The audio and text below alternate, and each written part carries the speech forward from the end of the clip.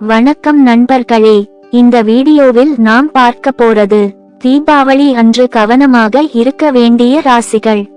எந்த ராசிக்காரர்கள் இந்த தீபாவளி நாளில் சின்ன சின்ன பிரச்சினைகளை சந்திக்கலாம், அதை எப்படி சமாளிக்கலாம் என்று முழுமையாக தெரிஞ்சுக்கலாம் வாங்க. ரிஷப ராசிக்காரர்கள் இந்த தீபாவளியில் பணம் சம்பந்தப்பட்ட விஷயங்களில் ரொம்ப கவனமாக இருங்கள். சிலர் வீணாக செலவு செய்வதற்கோ அல்லது தேவையில்லாத கடனில் சிக்கிக்கொள்ள வாய்ப்பு இருக்கிறது. குடும்பத்திலும் சின்ன சின்ன கருத்து வேறுபாடுகள் வரலாம், ஆனால் பொறுமையாக இருந்தால் எல்லாம் சரியாகி விடும். பரிகாரம்: தீபாவளி அன்று மஞ்சள் வஸ்திரம் அணிந்து விநாயகர் வழிபாடு செய்யுங்கள். நாளெல்லாம் அமைதியும் நிதானமும் நிறைந்த நாளாக மாறும். சிம்ம ராசிக்காரர்கள் தீபாவளி அன்று வாகன ஓட்டத்தில் மிகுந்த எச்சரிக்கை தேவை. நண்பர்கள் அல்லது உறவினர் மூலம் சிறிய தகராறு வரக்கூடும், அதில் ஈடுபடாதீர்கள். தொழில் மற்றும் வேலை சம்பந்தமாக திடீர் மாற்றங்கள் ஏற்படும் வாய்ப்பு உண்டு, ஆனால் அந்த மாற்றம் எதிர்காலத்தில் நன்மையாய் மாறும், ஆகவே பயப்படாதீர்கள்.